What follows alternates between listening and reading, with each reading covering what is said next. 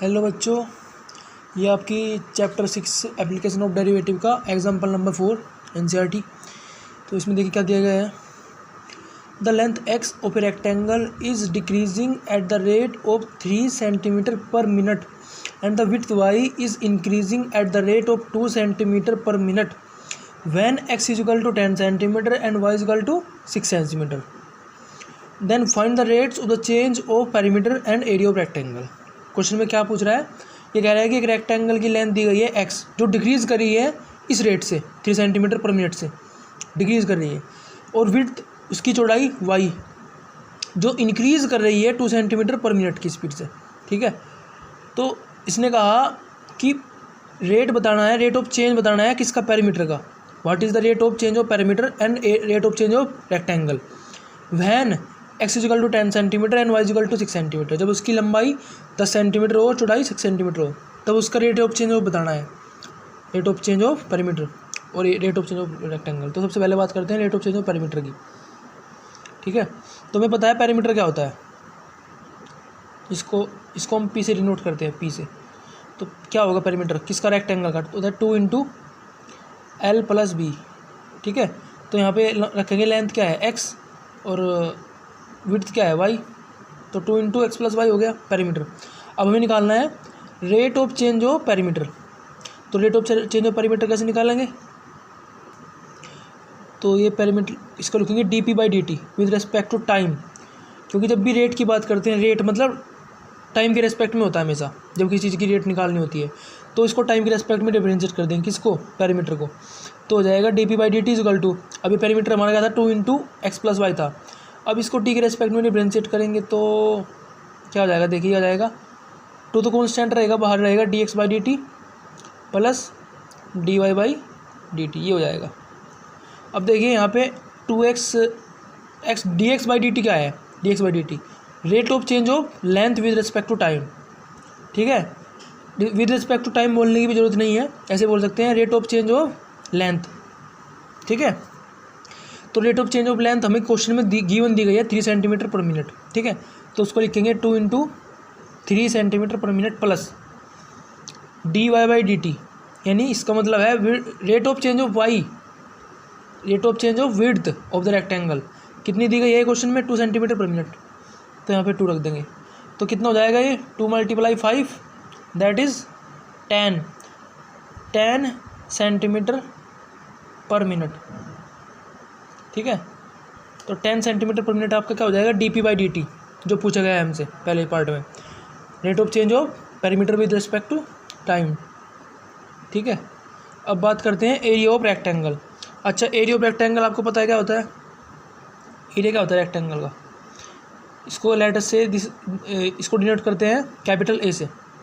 तो capital A क्या होगा, एल इंटू बी, यानी एल मल्टीप्लाई बी, यही तो होता है, मल्टीप्लाई ऐसे लगा देते हैं, मल्टीप्लाई एल मल्टीप्लाई बी। ठीक है, अब देखिए हमें निकालना है डी, अच्छा एल इंटू बी को क्या लिखेंगे यहाँ पे, एल क्या है एक्स और वाई क्या है, ये विड्थ, बी क्या है विड्थ यानी कि वाई। तो अब हम क्या करेंगे, with respect to time represent करेंगे, क्योंकि हमें निकालना है rate of change of area. तो rate of change of area क्या हो जाएगा, D A by D T हो जाएगा rate of change of area. जब भी किसी चीज़ की रेट पूछी जाए उसको टाइम के रेस्पेक्ट में डिफरेंशिएट करना होता है बस। ठीक है, अगर गिवन ना दिया गया हो कि किसके रेस्पेक्ट में निकालना है रेट। ठीक है, अब देखिए इसको क्या करेंगे, इसमें प्रोडक्ट रूल लगाएंगे, क्योंकि 2 वेरिएबल दिए गए हैं। तो पहले एक्स बाहर लेंगे तो डी वाई डी टी हो जाएगा, d Y by D t plus अब की बार वाई बाहर लेंगे तो d x by D T हो जाएगा। ठीक है, और इसमें क्वेश्चन में दिया गया है कि when x equal to 10 centimetre और वाई इजिकल टू 6 सेंटीमीटर हो, तब निकालना है area of rate of change of. ठीक है, तो पेरीमीटर तो सिंपल से निकल गया था। ठीक है, हमें पुट करने की जरूरत नहीं पड़ी, लेकिन अब की बार पुट ये डिपेंड कर रहा है, एरिया डिपेंड कर रहा है किस पे, उनकी साइड पे। तो उसकी साइड कितनी हो जाएगी, यहाँ पे देखिए एक्स की वैल्यू पुट करेंगे यहाँ से 10 मल्टीप्लाई, और D Y by D T की वैल्यू कहाँ से पुट करेंगे, rate of change of width given दी गई 2 सेंटीमीटर पर मिनट। ठीक है, तो यहाँ पे 2 रख देंगे।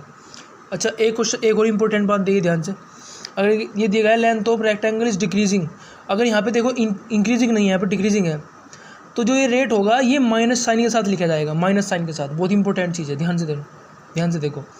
अब जैसे हमने पेरीमीटर निकाला था, यहाँ पे छोटा सा मिस्टेक क्या हुआ है, D P by D T निकाल रहे हैं पेरीमीटर में, तो यहाँ पे माइनस आएगा -3, और +2, क्योंकि माइनस, क्योंकि डिक्रीज़ हो रहा है ना इस रेट से, तो डिक्रीज़ के लिए माइनस का साइन लगाएंगे, तो ये हो जाएगा -1।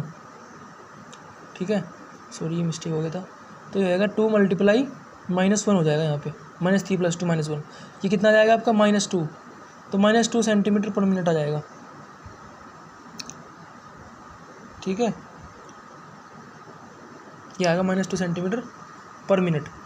क्या है आपका ये rate of change of perimeter. अब निकालते हैं rate of change of area. देखिए dy/dt की वैल्यू क्या हो जाएगी, rate of change of width, ये है 2 सेंटीमीटर, तो 2 लिख दिया प्लस। अब y की मतलब इसकी जो विड्थ कितनी है 6 सेंटीमीटर, ये विड्थ रख देंगे।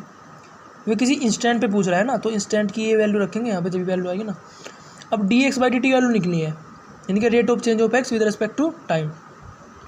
अब dx/dt की वैल्यू दी गई है ये 3 cm/min, लेकिन ये माइनस के साथ लिखना है, क्योंकि ये डिक्रीज़ हो रही है, डिक्रीजिंग लिखा है ना, डिक्रीजिंग, तो माइनस के साथ लिखी जाएगी, -3 लिखा जाएगा। तो कितना हो जाएगा 20 - 18, तो कितना हो जाएगा, ये हो जाएगा 2 cm²/min, 2 cm²/min। ठीक है, तो ये आपका फाइनल आंसर हो जाएगा। तो आपका पेरीमीटर dp/dt कितना है आपका, ये आया -2 cm/min, और da/dt rate of change of area with respect to time 2 cm²/min। तो ये आपका आंसर हो गया। ठीक है, अगर कोई डाउट हो तो कमेंट कर सकते हो। अब चलेंगे अगले एग्जांपल पे। तो ये रहा आपका example number 5। The total cost C of x in rupees associated with the production of x units of an item given by this relation C of x is equal to 0.005 x³ minus 0.02 x² plus 30x plus 5000। ठीक है, तो ये आपका total cost का relation दिया गया है x के टर्म्स में। ठीक है, एक्स यहाँ पे क्या है, यूनिट्स है। देखिए अब आगे क्या पूछ रहा है, find the marginal cost when 3 units are produced. तो इसने पूछा है कि मार्जिनल कॉस्ट क्या होगा जब 3 यूनिट्स प्रोड्यूस हो जाएंगी, तब मार्जिनल कॉस्ट क्या होगा। वेयर वाई मार्जिनल कॉस्ट है क्या यहाँ पे, अगर हम इसी रिलेशन को एक्स के रेस्पेक्ट में डिफ्रेंशिएट कर दें इसको, तो जो रिलेशन निकल के आएगा वही हमारा मार्जिनल कॉस्ट होगा। लिखा है ना, the instantaneous rate of change of total cost at any level of output. तो उसको लिखेंगे DC of x by x, तो एक्स के रेस्पेक्ट में डिफ्रेंशिएट करते हैं, ये हो जाएगा आपका 3 × 0.005 x²। ठीक है, -2 × 0.02 x प्लस 30 प्लस 0। ठीक है, तो उसको कैलकुलेट करेंगे। देखिए इसने कहा है कि when x is equal to 3 units, तो यहाँ पे x की वैल्यू 3 पुट करेंगे, x is equal to 3 put करेंगे, तो ये कितना हो जाएगा 3 × 0.005 × 3 का स्क्वायर माइनस 2 × 0.0002 × 3 प्लस 30। और आप इसको कैलकुलेट करोगे तो ये आपका आएगा 30.015। ठीक है, तो जिसको अप्रोक्स करके हम लिख सकते हैं 30.02।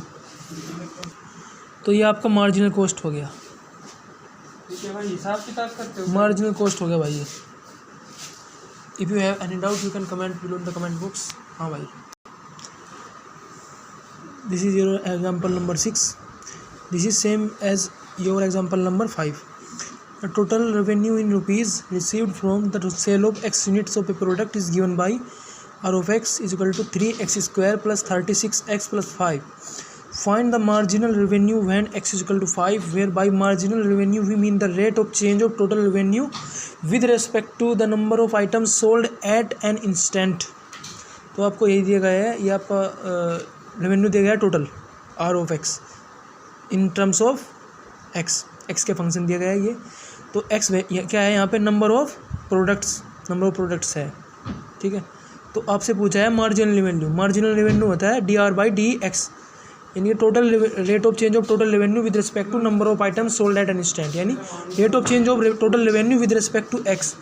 तो हमको निकालना है dr/dx, ये निकालना है हमें। तो उसको डिफ्रेंशिएट करेंगे x के रेस्पेक्ट में, हो जाएगा 6x, ये हो जाएगा +36 हो गया। अब यहाँ पे क्या करेंगे, x की वैल्यू पुट करेंगे। देखिए इसने क्या है, वैन x = 5, x = 5 पे इसकी मार्जिनल वैल्यू बतानी है, तो x = 5 यहाँ पुट करेंगे तो ये हो जाएगा 6 × 5 + 36, इट बिकम्स 36 एंड 30 + 36 46, तो 66 हो जाएगा, सॉरी, तो हो जाएगा आपका 66 रुपीज़। तो ये आपका आंसर हो जाएगा फाइनल, ठीक है। तो if you have any doubt you can comment below in the comment box, okay. तो मिलते हैं नई अगली वीडियो में, टिल देन कीप लर्निंग।